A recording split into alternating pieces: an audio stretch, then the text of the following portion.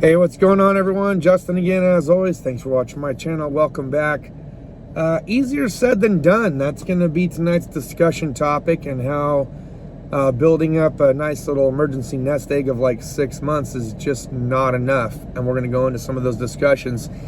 This video idea came to me because I think about a week ago or so, when I did the video kind of updating everyone about how I was out of work for a couple of weeks due to COVID. I'm officially, obviously, back to work now, but it wasn't easy, man. It wasn't easy.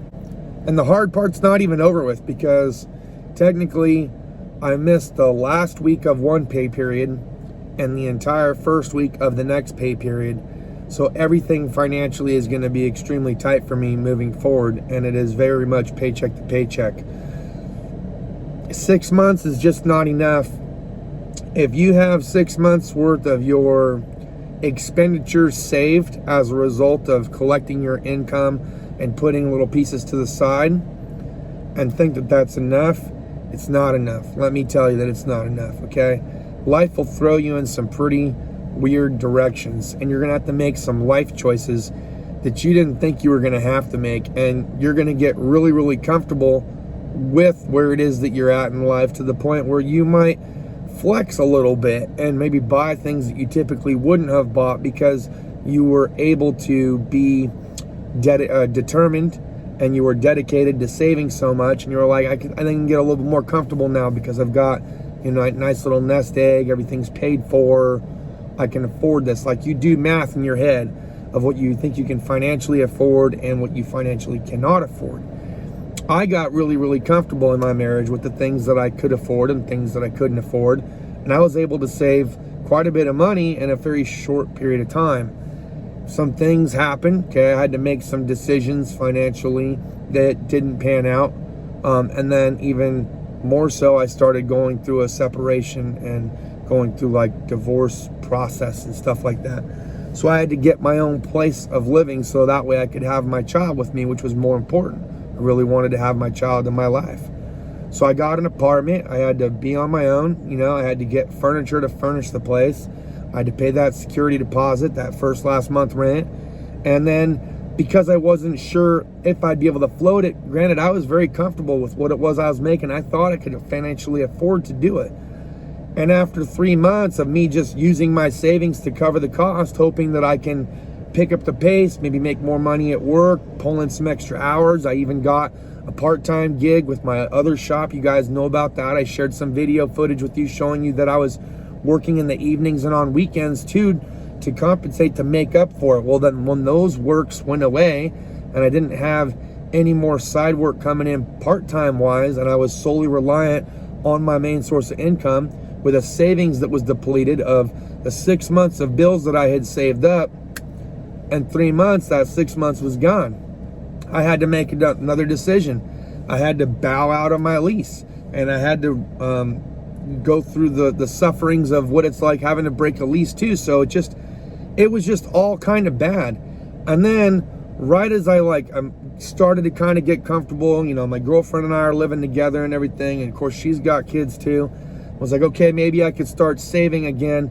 I didn't have not even like a couple of bills saved, and COVID hit, and I got COVID, and I was out of work for 2 weeks, and I had to use what little monies that I had to float what couple bills that I had that were due, and now money's really, really tight. So for anyone that thinks that 6 months worth of saved payments or like utilities and rent, you got 6 months saved, and you think that that's all good, and maybe you have a little bit extra just for some wiggly room, it's really not. Like, you have to stay focused, you have to stay like committed to your own savings plan, and you can't stop it. I feel like you should keep trying to save, because, you know, I got into a position where I had saved, and then I had no more to save, and it was spend, because I really just needed the savings that I had to try to get me through some of these critical points in life. So like I said, life will throw you in an incredibly weird directions, and it could deplete you like that. Okay, I'll give you another example. A former shop owner whom I worked with, he had something like this. Life happens to us all.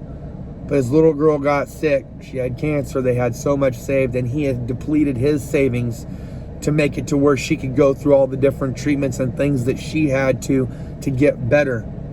Those things are just things that pop up that you don't expect. You just don't expect anything like that would ever happen to you. But when it does, okay? So just understand that like everyone goes through a different thing that wipes us out slightly differently, okay? Think about some famous actors or actresses or musicians that you know. What happened to MC Hammer? You know what I'm saying? What happened to 50 Cent? How come these people don't have the money they had anymore? What happened? Things that they did wrong, you know what I mean? Wesley Snipes stuff with his tax evasion and stuff like that. Like, these things happen to anybody and everybody. There's all different types of weird things that could potentially happen that could really just put a heavy burden on you, and you get into that comfortability. You get in that comfortable position in life. Everybody gets comfortable at some point in time. I don't care if you make minimum wage and you don't owe not one credit card, you don't own not one vehicle payment, and all you have is your rent. Let's say all you have was your rent, but your job that you have, you make $1,400 a month. Let's say your rent is $650. Okay, I'm cutting it short. I don't even know if it's, maybe it's more than that, but let's say it's $650. Let's say it's roughly about half of what you make, and the other half you spend towards groceries and utilities. Now you're left with 25% of whatever you made at minimum wage. Maybe with that 25%, that's your gas and that's your clothing allowance for yourself. And you have to try to decide how to save that last little tiny portion, somewhere between clothes and your food. Somewhere in that area, you're trying to fit in a little tiny bit to try to save for an emergency. That's reality when you're younger and you don't have a savings, because not everybody has a savings when they enter the real world. And then those of us that did start saving as we were in the real world, sometimes life things happen to you and it just all goes away, okay? So this isn't the first fucking do-over that I've had. I've had a couple of other failed past relationships, and some of those wasn't even my call. But you know what? The cards lay where they may. You get dealt your hand, okay? Your hand is your hand. You either got a good hand or you got a bad hand, and sometimes we all get dealt a bad hand. There's nothing you can do about it, okay? Except for to learn from it and move on. Maybe the next time your hand's a little bit better. Maybe you get a chance at winning again in life. But don't think because you lost that one hand that it's game over. I've seen too many people give up at life and they just want to take their life because it got a little too hard. You know what? Yeah, your chips might be down, but they're not out. There's always a way to make a comeback. There's always a way to restack the chips in your favor.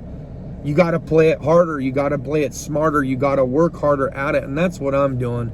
So for anyone that thought it was necessary to bash me about things that are outside of my control, and for some things that people like to try to say, like, oh, just fucking drunk and blah, blah. Man, look, I like to drink. Okay, I like having my drink. I don't drink every single night. I've lost a lot of weight because I cut a lot of that out of my diet. But there are a couple nights a week that your boy still likes to cut loose. I still like to sing my karaoke. I do it in the comfort of my own home. I'm not out there at no bars and country clubs and doing random ass shit. I'm at home. I'm at home in the comfort of my own home with not having to drive. I got somebody else there that's DD in case something got to happen and they got to go to the store. Okay, I play it smart and I'm not sitting there trying to drink my paycheck away. So that's ridiculous. Okay, everyone is. I am of age. Okay, I'm a 37-year-old man that works a full-time job, and I do youth basketball, and I'm teaching my kid how to read and how to write. She's 7 years old. She's going through her grades. I'm there every single night. I'm here now. I'm here at the school picking her up from school, her and her sister. I'm going to drop her sister off, take my daughter home, sit down, do the homework, do the reading, do the dad thing, make dinner. You guys have seen me cook. If you guys are following me on TikTok, you know that I've been posting a couple things here and there that I cook. I'm doing all these things. I'm cooking, I'm cleaning. I still got training for Chrysler. I'm still getting sent to training. I'm trying to make my comeback, okay? Trying to make my comeback. I don't blame anybody except for myself for the position that I'm in. I know that I put myself in this position, and it's my position to learn from. This is a new chapter in life. And all I'm doing is I'm just writing my own story right now. And I can't wait to try to get to that next page, you know, and dig a little deeper and maybe make my comeback. Maybe I will be able to save up that 6 months of emergency savings, but it ain't gonna happen today. I'm very fresh back to work. I'm not going to see a full check for almost a month. You know what I mean? So, you know, some people can relate to me. Other people will not be able to relate to me. And those that just want to be keyboard warriors and talk your shit and run your mouth, I guess that's what the internet's for, and you're entitled to do that. But I don't think for a second that I sit there and let it weigh on me all day and all night, okay? I see some comments and I decide which ones I want to talk about and which ones I don't. But let this be a lesson for all of you youngsters out there. Even for those of you that are older, life can happen at any point in time, and it don't always pan out in your favor, okay? Life is a motherfucker. It's brutal as shit. And this is the brutal, honest video. So 6 months just ain't enough, man. It's just never enough. You got to save up more than that. That's all I got for this video. Hope y'all have a wonderful night. We'll see you next time. Cheers and deuces.